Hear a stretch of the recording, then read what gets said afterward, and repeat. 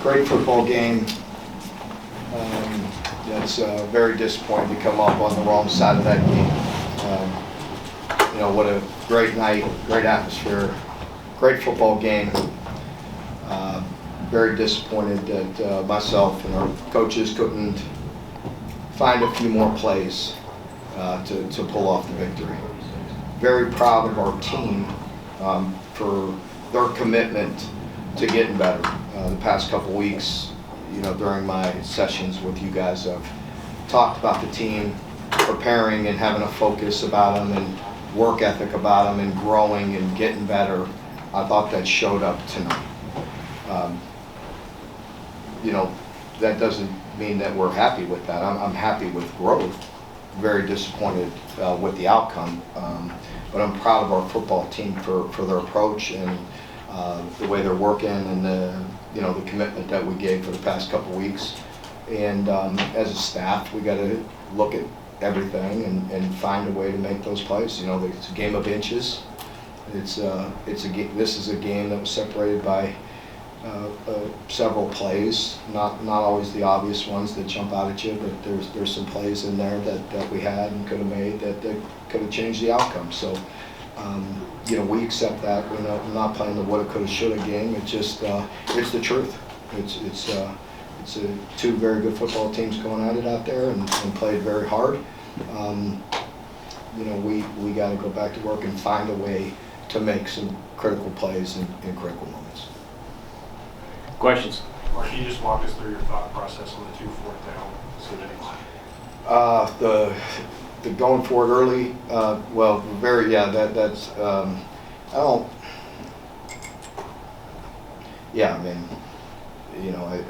probably pressed early, with the first one. We had 2 4th and 1s, 4th and a yard or a half yard right at this tone, right at the start of the game there, and punted it away. They scored quickly. Probably got impatient and went for it with the second one. That's on me. That was it. And then the other ones, John, you saw the other one. We kicked the same distance. It's right on his limit. I wouldn't guarantee that if I knew he was going to make it, I'd kick it. But we had the same distance and it wasn't real close. Those aren't exactly gimmies, when they're over 50. And with them, you need to score points. So I don't regret the ones down in the high red. I do regret, probably the early one, pressing it a little bit. Mark, obviously not the result you want, but to see the passing game finally take off, how encouraging is that going into the last section? It's very encouraging because they've worked really hard, and that you're starting to see some growth, and that I'm happy with. And we've just got to continue to really work really hard. This is a difficult league, in case you didn't know. And and our guys understand that, and they just got to continue to have that same approach, and we will get better. Mark, we talked earlier about how tough it is to stop their running game. It just didn't seem like you could get a handle on that all night. No, it was it was frustrating. The tempo at which they go gets some of the guys, their eyes a little dirty, and credit them. They have a very good scheme. The tempo adds to the vision of your players with the fits, and if you're not very precise, they're gonna make you pay. And it's just like early with the one that split us. We were in a pressure, and our guy thought he came as tight as he needed to, but things move fast and different, and we didn't have a good handle on it, John, all night. I think Mark, in the past you've equated tackling to being out of position. It seemed like you overran guys and missed tackles today. How would you account for that? Well, I think that's probably fair to say, and you've heard us talk about it all week. Why? This team puts you in space that not everybody does. So therefore, you're going to see some of that. And we talked all week about having to win some one-on-ones, you know, and we won some and we lost some, and you're in much more space with a team like this, and their backs are elite, and you know, and so I think that's some of it. No excuses, just credit them, and they're good players, and they put you in some precarious positions to make plays. You know, they stress you.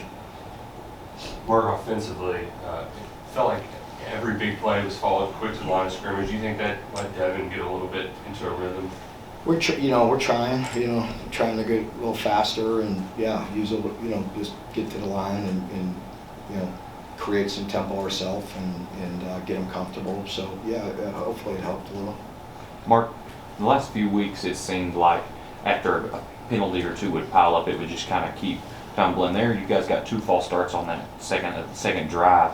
But you didn't really see for a few drives. How did you feel like they responded to that one? That'd been a problem. Well, we overcame that one. If I'm not mistaken, went down and scored a touchdown, or it was 3, but it was a touchdown. I think we overcame that one and went down and scored. But you don't want to do that all day, you know. And I don't think we did. Our stat sheet, we have a problem. 4 for 21, Coach. It's a lot better. You know, it's an improvement. So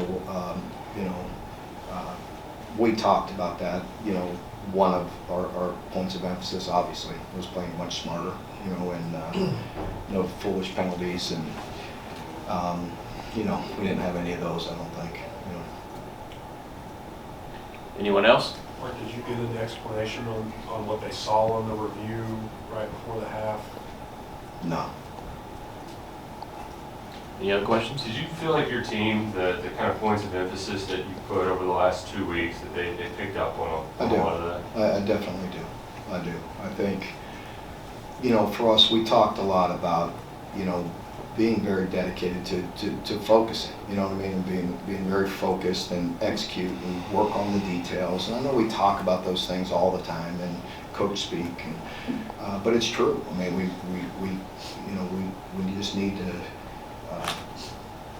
block out all the noise and really focus on your job.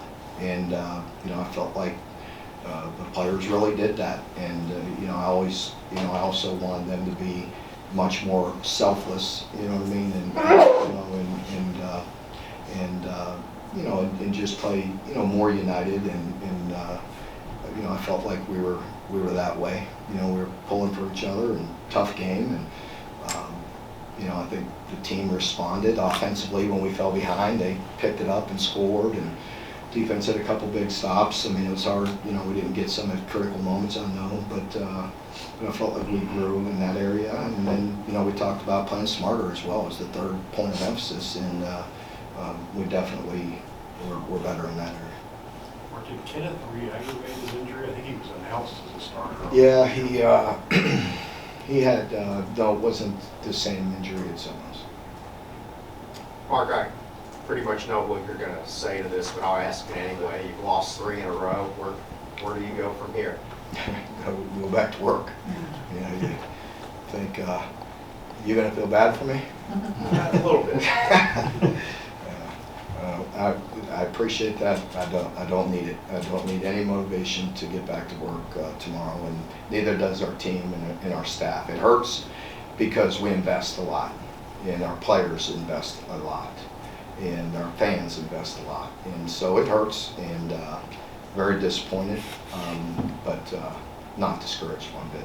Mark, as a follow-up to that, I know you talked so much about finding leaders on this team. Did you see some guys do that if you guys fell behind 10-0? Yeah, definitely. I think the whole group, was resilient and showed some resolve, and we talked a little bit about that as well, and that's what I want us to look like, and with that, I mean, I'd like us to make enough plays to win and be a little more detailed, and and us as coaches find those few plays that can make a difference in a game like that. But proud of the team. For a big chunk of the year, Dane and Devin seem like they're not on the same page, and tonight they were clicking. Yeah. What exactly happened, like specifically with their relationship that happened over the bye week?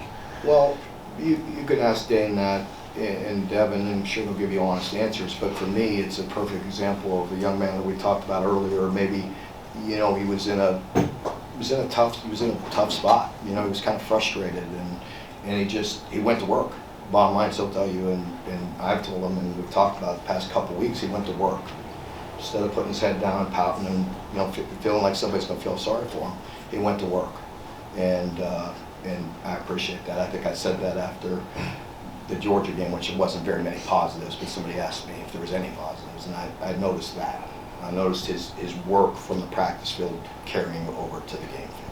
Mark, going forward, how much does it even, you know, even the loss, getting Barry on and Dane going, and, you know, how do you build off that despite the loss? Yeah, I think, you know, again, those guys are their true sophomores, and, you know, they have high expectations coming into it, and we're in a rough league, you know, and growth, you see growth, you see maturity, you see them fighting, you see them making plays in games like that, and that's what we need, you know, that's what we need out of both of them.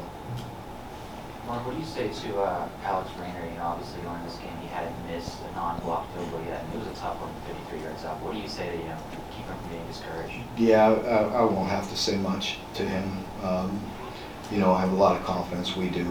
You know, that was tough. I mean, I believe it may have even been 1 yard further, you know, but 54. But, you know, he can hit those, but he probably tried to overhit it, and it wasn't a great snap, if I recall. It was a little high, so timing may be a little off, but we'll be okay. He'll be solid. All right, folks, thank you very much. Thank you. Players and coaches over at the dining